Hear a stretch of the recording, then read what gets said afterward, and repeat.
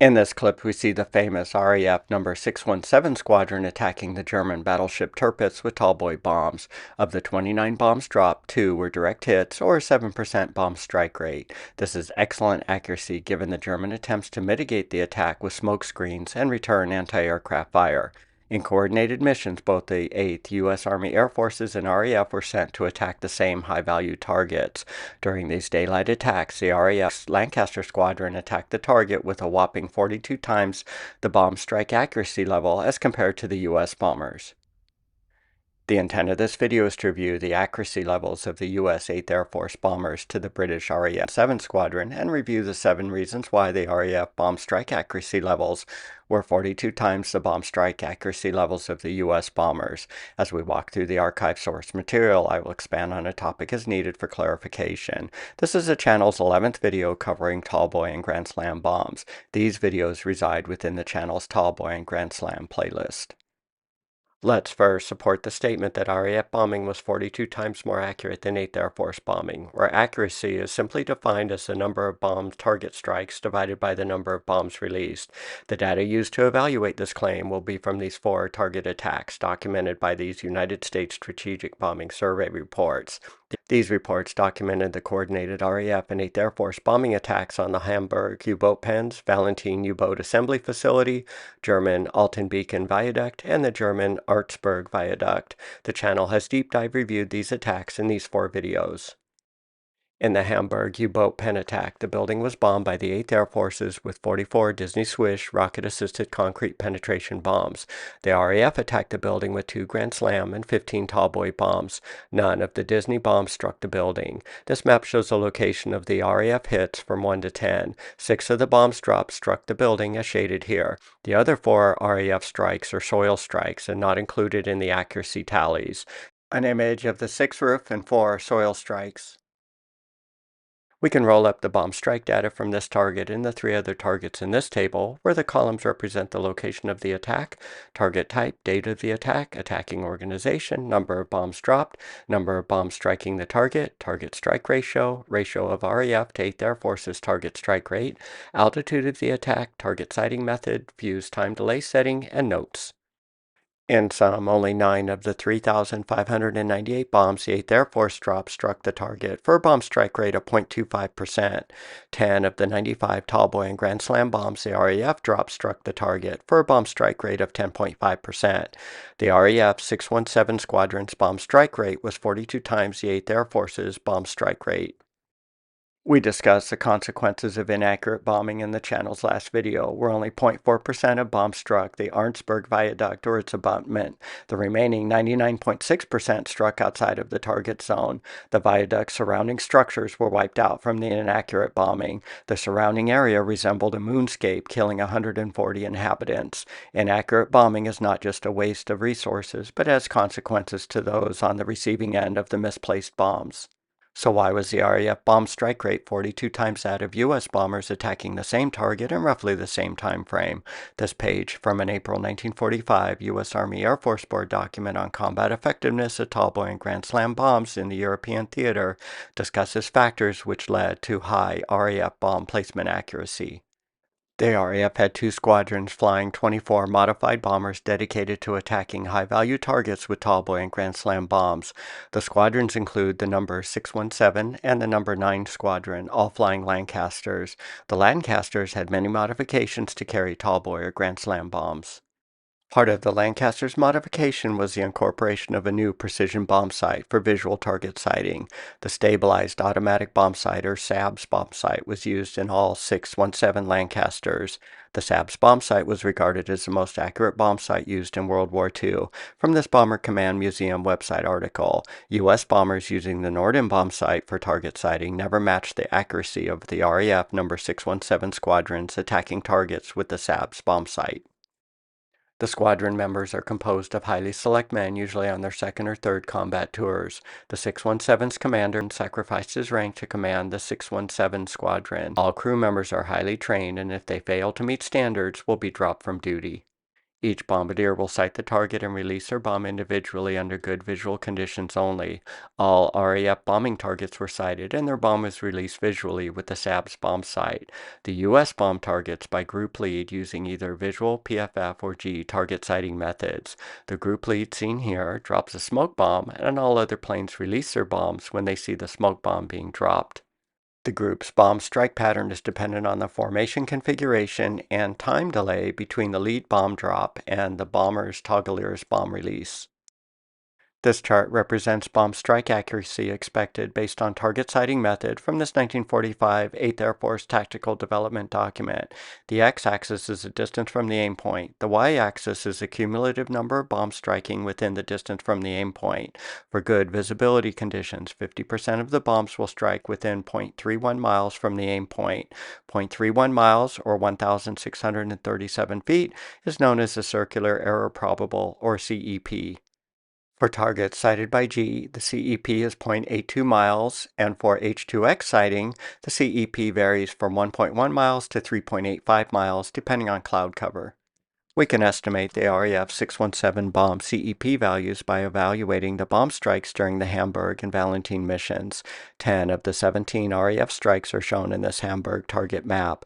We simply draw a circle centered at the aim point until we bound 8 of the strikes. The CEP is the radius of the circle, or 475 feet. We can repeat these steps for the Valentine U-boat assembly attacks for a CEP equal to 400 feet. For these targets, the RAF CEP values are 1/4 to 1/50th the U.S. bombers' expected CEP values. Part of this large disparity in CEP levels is based on the less accurate target sighting method used by the 8th Air Force.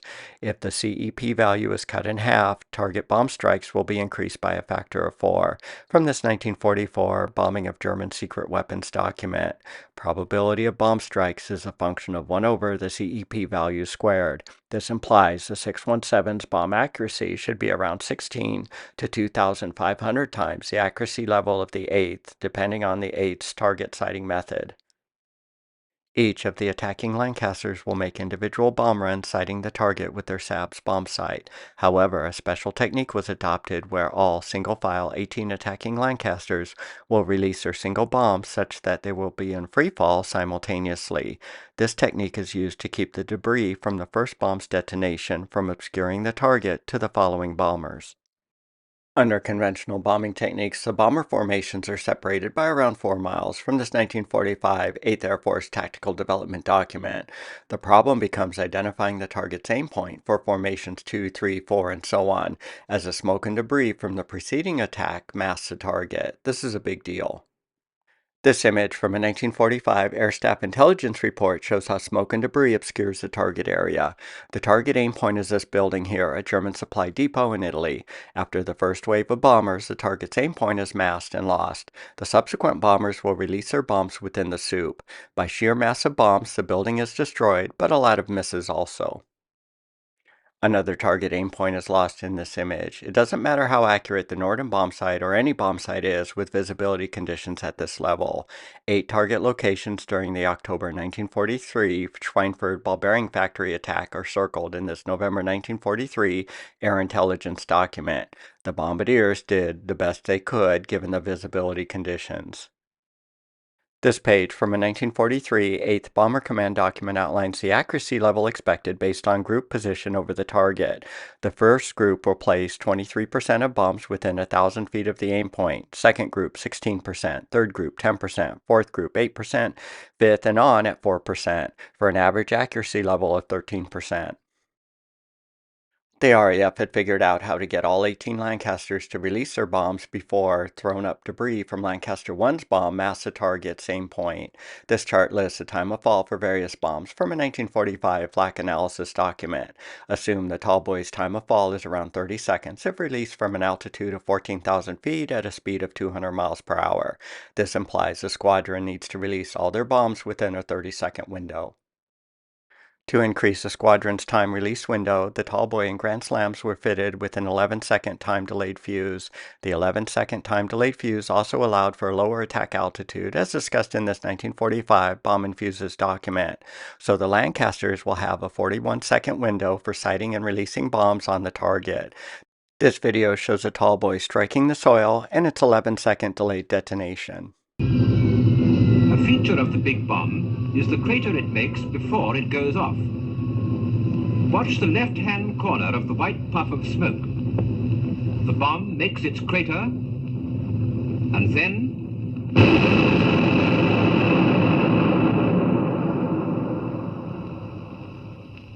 And here is the result. Although not a direct hit, many yards of the viaduct have been destroyed. The Nazi world is in ruins. 12 to 20 planes were sent during each mission with fighter escort support. The Air Force Evaluation Board was impressed with the RAF 617 Squadron's accuracy. The U.S. should consider setting up a dedicated unit like the RAF 617. Both the tall boys and Grand Slams were designed to spin during freefall. The bomb's precision-built tail fins were angled at 5 degrees, like seen in this image from a 1945 Bomb and Fuses document. This produced a bomb spin rate up to 300 RPMs from this 2025 website article on the Grand Slam bomb. Like a bullet, the bomb's spin reduced its dispersion, increasing its accuracy while in freefall. The 8th released their bombs at an altitude around 21,000 feet, while the RAF released their bombs at an altitude around 14,000 feet. This table outlines the effect bombing altitude had on bomb strike accuracy levels from a 1945 8th Air Force bomb accuracy document. At a 14,000-foot altitude of release, 60% of the bombs will strike within 1,000 feet of the aim point, while 37% will strike within 1,000 feet of the aim point at an altitude of release of 21,000 feet. The lower altitude of the RAF releases increases bomb strikes within 1,000 feet of the target by 62%. So why did the 8th Air Force not just lower its attack altitude to match the RAF? The 8th always attacked at an optimum altitude from this 1945 flak analysis document, where the optimum altitude is based on the number of expected bomb strikes to destroy the target to the cost of the mission, where the cost is measured by bomber losses. An analysis showed the higher altitude provided sufficient bomb accuracy at an acceptable number of bombers lost. In summary, the 7 factors that contributed to the RAF's 617 Squadron's bomb placement accuracy at 42 times the 8th Air Force bomb placement accuracy includes usage of the SABS bomb sight, highly experienced and trained crews, visual target sighting only, no radar sighting, method of releasing bombs to eliminate target bomb debris, 11-second tail fuse, bomb spin, reducing bomb freefall dispersion, and lower release altitude. If you have found this RAF versus 8th Air Force bomb accuracy comparison deep dive video interesting, informative, and worthy of your time, please consider commenting, liking, and subscribing to World War II U.S. Bombers.